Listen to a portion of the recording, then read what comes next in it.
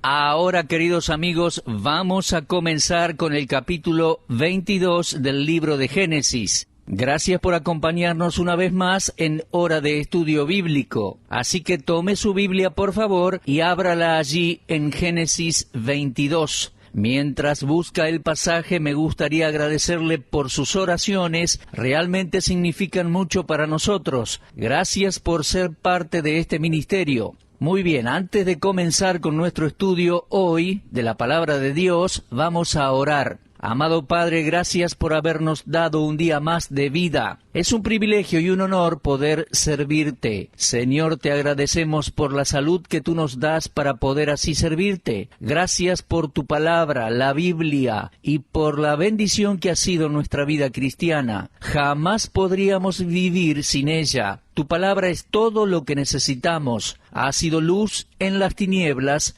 nuestra fortaleza en tiempos de debilidad y nuestro alimento y bebida, nuestra agua fresca para nuestro hambre y sed. Te alabamos, Señor, una vez más por tu palabra escrita. Y ahora te pedimos, Señor, que utilices tu palabra en esta transmisión radial al considerar y estudiar un capítulo clave en la Biblia, que sea una bendición para la edificación de muchos creyentes y nuestra motivación a testificar el Evangelio de Dios. Una bendición para cada oyente. Te lo pedimos en el nombre del Señor Jesucristo. Amén. Muy bien, entonces, Génesis capítulo 22. Quiero decirles que si alguien me pidiera que le dé una lista de los capítulos más importantes de la Biblia, desde ya que yo incluiría Génesis 22. Y creo que todos estamos de acuerdo con que Génesis 22 es uno de los capítulos favoritos de muchos creyentes. Yo cuando viajo de iglesia en iglesia, siempre hay alguien que me dice que uno de los capítulos más importantes de la Biblia es Génesis 22. Muy bien, entonces, con nuestras Biblias abiertas en Génesis 22, llegamos a lo que voy a llamar la cúspide de la fe. Y tal vez deba decir que Abraham no estaba preparado para esta severa prueba de fe. Eso está registrado en el capítulo 22. Y sabe, a veces nosotros no estamos alertas para la prueba que Dios quiere traer a nuestras vidas. Abraham estuvo 60 años en preparación para esta prueba que Dios le dio. En la primera epístola de Pablo a los Corintios, en el capítulo 10 y versículo 13, leemos así, leemos algo que nunca debemos olvidar. No nos ha sobrevenido ninguna tentación que no sea humana, pero fiel es Dios, que no nos dejará ser tentados más de lo que podemos resistir, sino que dará también juntamente con la tentación la salida para que podáis soportar. Creo que este versículo de 1 Corintios 10 se aplica muy bien a Abraham en aquella experiencia en particular de Génesis 22. Creo que esta es la prueba más difícil que él iba a pasar en su avanzada edad. Quizás nosotros, los que estamos avanzados en años, podamos esperar algo así en nuestros últimos días en la tierra. Algunas de las pruebas pueden ser más severas que las que ya pasamos en nuestros primeros años como creyentes. Y la razón de eso, posiblemente, es que en aquellos días aún no estábamos listos para la severidad de las pruebas que recibiríamos en nuestra madurez. Bueno, sea como fuere, llegamos a este capítulo 22 y vamos a tomarnos el tiempo de leerlo y examinarlo. Pienso que vamos a emplear varios programas para hacerlo, así que les animo a leer en sus casas y meditar en la lectura de Génesis 22. Comienza así. Aconteció después de estas cosas que probó Dios a Abraham y le dijo, Abraham, y él respondió, heme aquí. Muy bien, aquí dice, aconteció después de estas cosas. ¿Después de qué cosas? Debemos preguntarnos. Bueno, si uno regresa al capítulo anterior, tenemos el nacimiento de Isaac. Abraham estuvo esperando por muchos años a que ese bebé naciera. Y bueno, ahora el bebé había llegado, el niño había crecido. Después de eso viene esta prueba tan severa. Él no podría haber tenido esta prueba antes de que Isaac naciera. Recuerde que Isaac es la simiente prometida, la descendencia prometida. Es por medio de Isaac que la posteridad de Abraham heredaría la tierra. Es por medio de Isaac que Abraham construiría una gran nación. Una nación que pasaría a ser recipiente de la palabra de Dios y que daría la palabra de Dios al mundo. Ellos iban a recibir la palabra y luego la dispersarían hasta los fines de la tierra. Es de esta gran nación que vendría el Mesías, el Salvador, nuestro Señor Jesucristo. Y ahora Dios va a pedirle a Abraham que haga algo extremadamente difícil.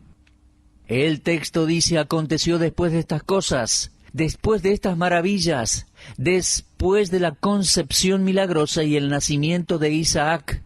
Aconteció después que probó Dios a Abraham. Mis amigos, entonces lo que Abraham va a vivir ahora es una prueba, como bien lo expresa ese versículo, de parte de Dios, una prueba severa, la más severa que Abraham haya experimentado. Dios le iba a pedir que hiciera algo que era casi increíble. El versículo 2 dice: toma ahora tu hijo, tu único, Isaac, a quien amas, y vete a tierra de Moriah, y ofrécelo allí en holocausto sobre uno de los montes que yo te diré. Ahora, mis amigos, esta es la primera propuesta para una primera mención de un sacrificio humano en la Biblia. Pero los sacrificios humanos en aquel entonces no eran nada nuevo para Abraham. En algunas religiones de la época, sacrificar a los niños a sus dioses era una práctica común, era algo pagano. Por supuesto, insisto, se trataba de dioses paganos, pero la gente lo hacía. Así que Abraham sabía que esta era una práctica pagana. Pero él no sabía que Dios se involucraría en algo así. Así que cuando Dios le dice a Abraham que ofrezca a Isaac, la idea no era algo nuevo para Abraham. Sin embargo, se trataba de la primera mención de un sacrificio humano en la Biblia, algo mencionado por Dios. Ahora, todos sabemos que Dios no aprueba sacrificios humanos. Dios aborrece tales cosas que los hombres hagan. Pero se da cuenta, en este capítulo 22 de Génesis, el Espíritu Santo, guiando a Moisés a escribir, va a poner a Isaac como una figura de Cristo. Isaac en este capítulo será una figura, un tipo de Cristo en su muerte sacrificial y sustitutoria por los pecadores. Se da cuenta, una bestia o un animal no podían morir en lugar del ser humano al fin y al cabo. Los animales y su sangre derramada eran aceptados como sacrificios transitorios antes de que Cristo viniera al mundo, pero un animal jamás podía morir como sustituto del hombre. Mis amigos, fue por medio de un hombre que el pecado entró en el mundo. Por lo tanto, debe ser por medio de un hombre la provisión para salvación. Debe ser por medio de un sacrificio humano. En la epístola de Pablo a los Romanos, en el capítulo 5, encontramos un contraste impactante entre Adán y Cristo. Comenzando con el versículo 12, Romanos 5:12, leemos: por tanto, como el pecado entró en el mundo por un hombre y por el pecado la muerte, así la muerte pasó a todos los hombres por cuanto todos pecaron. Romanos 5:12 nos está diciendo que a causa de un hombre, y ese hombre fue Adán, la muerte entró a la raza humana. Ahora, si usted se pregunta por qué es que tiene que morir, la respuesta está aquí, Pero luego Pablo pasa a contrastar a Adán con el Señor Jesucristo. Y en Romanos 5:15 leemos así: el don no fue como la transgresión, porque si por la transgresión de aquel uno, o sea, Adán, murieron los muchos, abundaron mucho más para los muchos la gracia y el don de Dios por la gracia de un hombre, Jesucristo. ¿Se da cuenta, mi amigo? Un hombre, Adán, fue responsable de que el pecado y la muerte entraran a la raza humana. Por medio de otro hombre, Jesucristo, Dios iba a redimir a los pecadores, pero tenía que ser por medio del sacrificio de un ser humano. Así que, si bien Dios no permitió que Abraham matara a Isaac, desde ya la figura se presentó y no se completó. El tipo de Cristo solo llega hasta allí. Pero de la misma manera que Dios le pidió a Abraham que ofreciera a Isaac, tenemos ese ejemplo como figura de nuestro Señor Jesucristo, que tuvo que morir como sustituto por el pecado del mundo. Todo esto lo vamos a estudiar en este capítulo de Génesis. Ahora veamos el versículo 2, Génesis 22, 2. Dice allí, toma ahora tu hijo, tu único, Isaac. Ahora, mis amigos, aquí tenemos un problema. Están aquellos que al leer cuidadosamente la Biblia van a escribirme y decir, Doctor Strauss, aquí la Biblia se contradice. El versículo 2 dice, toma a tu hijo, tu único. Pero Isaac no era el único hijo de Abraham. Abraham tuvo un hijo con Agar, su nombre era Ismael. ¿Por qué entonces la Biblia dice tu único hijo si tenía ya dos? Bueno, la palabra hijo allí en el versículo 2 no estaba en los manuscritos más antiguos. Fue agregada por los traductores. Y si uno la omite, no pierde el sentido. Mire, podemos leer así, toma ahora tu único, Isaac, a quien amas. Dios le dijo entonces, toma ahora tu único, Isaac, a quien amas, y vete a tierra de Moriah, y ofrécelo allí en holocausto sobre uno de los montes que yo te diré. Bueno, el monte Moriah es en realidad el mismo lugar para el sacrificio de la cruz. ¿Sabía eso? El lugar donde el Señor Jesucristo se entregó a sí mismo, la tierra de Moriah. En el versículo 14, y vamos a verlo después, se lo llama el monte de Jehová, el lugar a donde Dios iba a sacrificar su propio Hijo, proveer un sacrificio humano por los pecados del mundo entero en la persona del Señor Jesucristo. Ese era el lugar. Así que Dios le indicó a Abraham que llevase a Isaac a la tierra de Moriah y lo ofrezca en holocausto sobre uno de los montes que yo te diré. Estoy seguro que eso debe haber sido estremecedor para Abraham. La Biblia no nos da ningún detalle en cuanto a su reacción. No dice nada de cómo respondió Abraham en su corazón, cómo se sentía. No tenemos ni idea de cómo fueron sus emociones en ese momento. Solo sabemos que cuando Dios le dijo a Abraham que lo hiciera, en el versículo 3 leemos, Abraham se levantó muy de mañana, enalbardó su asno, tomó consigo 2 siervos suyos, a Isaac su hijo, cortó la leña para el holocausto, y se levantó y fue al lugar que Dios le dijo. ¿Qué ve usted aquí, mi amigo? Sin siquiera pestañear, vemos la obediencia directa, rápida, sin reservas, sin cuestionamiento de Abraham. Abraham se levantó muy de mañana y fue, hizo todos los preparativos y salió hacia el lugar que Dios le había dicho. Amigo, ese es el secreto para la bendición de Dios en la vida cristiana, la obediencia. Si usted me preguntara por una palabra que resuma la experiencia de la vida cristiana, una vida de bendición, creo que la palabra indispensable sería obediencia. Ciertamente el obedecer, dice un texto, es mejor que los sacrificios y el prestar atención mejor que la grosura de los carneros.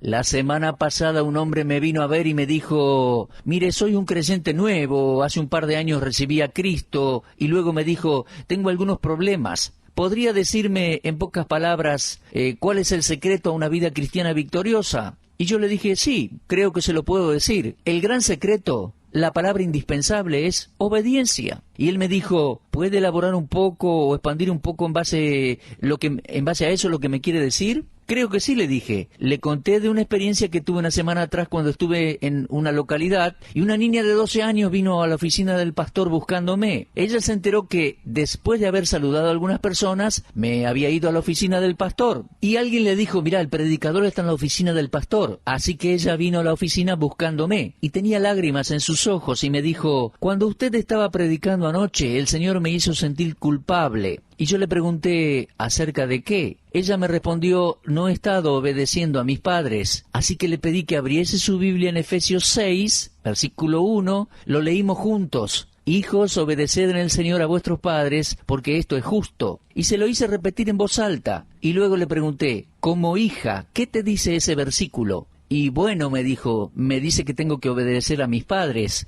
Y le pregunté, ¿qué dice ese versículo que significa obedecer?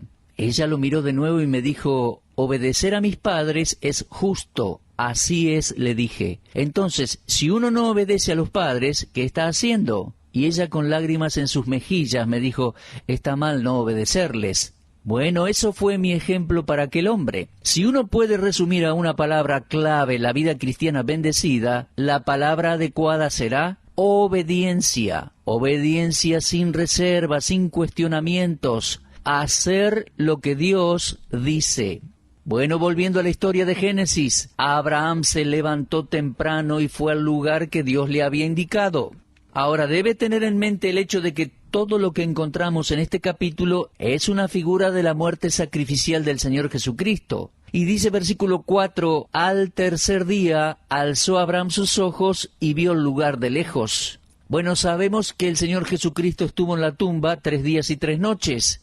Cuando le preguntaron a Cristo por una señal, Él les dijo, como estuvo Jonás en el vientre del gran pez 3 días y 3 noches, así estará el Hijo del Hombre en el corazón de la tierra 3 días y 3 noches. Bueno, aquí en Génesis tenemos el tercer día.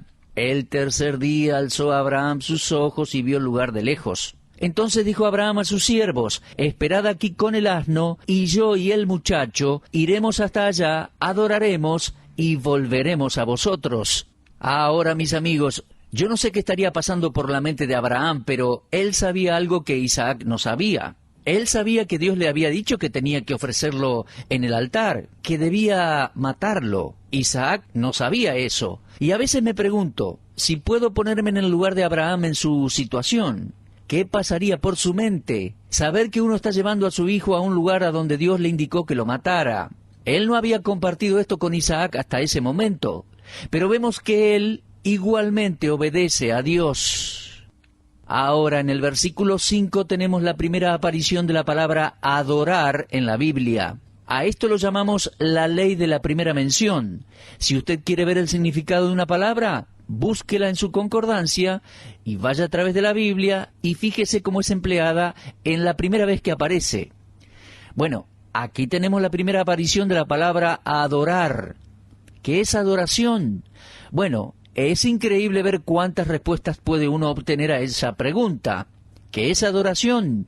Hay muchas personas que piensan que adoración significa ir a la iglesia. Bueno, uno puede adorar en la iglesia, pero también puedo adorar en otro lado. Hay personas que creen que ese es el único lugar a donde se puede adorar. Otros creen que adorar es orar a Dios o cantar. Ahora, mis amigos, en el Evangelio de Juan, capítulo 4, el Señor Jesús le dijo a la mujer que estaba allí junto al pozo, le dijo, Dios es espíritu, y los que le adoran, en espíritu y en verdad, es necesario que adoren. En otras palabras, la adoración es asunto del corazón. Es una cuestión del hombre interior, del espíritu. Entonces, puedo decir que la adoración es cuestión de la relación personal con Dios. Avanzamos al versículo 5 y dice, entonces dijo Abraham a sus siervos, esperad aquí con el asno, y yo y el muchacho iremos hasta allí y adoraremos y volveremos a vosotros. Si uno estudia todo el contexto de Génesis 22, entonces captará el significado de la palabra adoración. Adoración es obediencia. Adoración es estar dispuesto a sacrificarlo todo, a poner todo en el altar, a obedecer el mandato de Dios, sea cual fuera el precio. Ese es el significado de adoración. La primera aparición de la palabra adoración en la Biblia es justo aquí, como les decía, en Génesis 22. Y fíjese versículo 5 de nuevo, por favor. Dice, yo y el muchacho iremos hasta allá, adoraremos y volveremos a vosotros. ¿Por qué Abraham dice que él y el muchacho volverían? Dios le dijo en el versículo 2, sacrifícalo. Toma tu hijo, tu único Isaac, a quien amas, y vete a tierra de Moriah y ofrécelo allí en holocausto sobre uno de los montes que yo te diré. Pero leemos en el versículo 5 que Abraham dijo, yo y el muchacho iremos hasta allá, adoraremos y volveremos a vosotros. ¿Por qué Abraham habrá dicho eso? Bueno, la respuesta la tenemos en Hebreos capítulo 11. Vaya conmigo, por favor, en su Biblia a Hebreos 11 y vamos a comenzar a leer allí con el versículo 17. Por la fe, Abraham, cuando fue probado, ofreció a Isaac, y el que había recibido las promesas ofrecía su unigénito, habiéndosele dicho, en Isaac te será llamada descendencia. Él ofrecía a su unigénito. Tenemos esa afirmación de nuevo. Ahora fíjese bien en eso.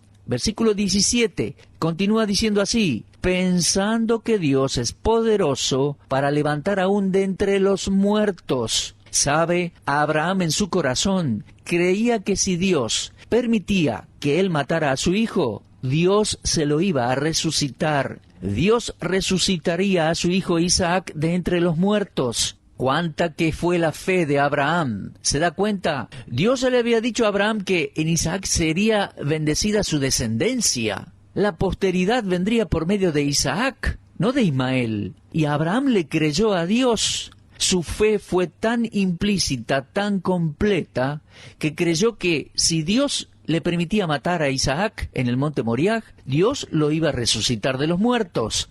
Ahora el final del versículo 19 de Hebreos 11 dice así: de donde, o sea de la muerte, en sentido figurado, también le volvió a recibir. En otras palabras, Isaac no murió. Y allí es donde se nos desmorona el tipo de Cristo, queda inconcluso, por supuesto. En sentido figurado, Isaac murió en el sentido que Abraham estuvo dispuesto a matarlo. Pero luego vemos que él creyó que Dios lo levantaría de los muertos. Esa historia es hermosa, Así que en este capítulo 22 de Génesis, versículos 1 al 5, tenemos este maravilloso y destacable testimonio de obediencia. Ahora, terminando, otra pregunta es esta: ¿Dios le reveló a Abraham esta verdad de la resurrección? No sé si Abraham creyó sin la revelación de Dios, pero Hebreos 11, versículos 7 al 19, nos dice que Abraham al menos creyó que Dios podía resucitar a Isaac de los muertos. Si Dios permitía que Abraham lo matara, Dios lo iba a resucitar. Él creía que Dios lo resucitaría. Ahora, si Dios le reveló eso también a Abraham o no, yo no lo sé. La Biblia no dice nada al respecto, sino allá en Hebreos. Pero él sabía en su corazón, él creía en su corazón que si sacrificaba a Isaac, Dios resucitaría al muchacho. Ahora, Isaac es presentado como un muchacho aquí en el versículo 5. Dice: yo y el muchacho iremos hasta allí y adoraremos y volveremos a vosotros. Algunos creen que Isaac tenía unos 12 o 13 años. No voy a ser dogmático al respecto, pero tengo mis propias convicciones y quiero compartirlas con usted. ¿Cuántos años tenía Isaac cuando Dios le dijo a Abraham que lo sacrificara en el altar? Bueno, voy a decirle cuántos años creo que tenía Isaac, pero no voy a hacerlo ahora. Bueno, ¿qué aprendimos? Aprendimos la gran lección de la obediencia. Obediencia implícita, inmediata, sin reservas ni cuestionamientos. Hacer lo que Dios nos dice que hagamos. Sí, mis amigos, dijo: toma tu hijo, tu único Isaac, a quien amas, vete a la tierra de Moriah, ofrécelo allá. Abraham se levantó muy de mañana, preparó su asno, su siervo, su hijo, la leña, se levantó y se fue al lugar que Dios le había dicho. Mi amigo, en medio de la prueba, obedezcamos a Dios. Y aun cuando hay dolor en nuestro corazón y no entendamos todo plenamente, obedezcamos a Dios. Al fin y al cabo está probando Dios nuestro corazón. Obedezcamos a Dios. Como aquella niña, deben correr un poco nuestras lágrimas por nuestras mejillas. Obedezcamos a Dios. En medio de todas las luchas de la vida, todo lo que leas y entiendas en la Biblia, obedécelo. Obedezcamos a Dios.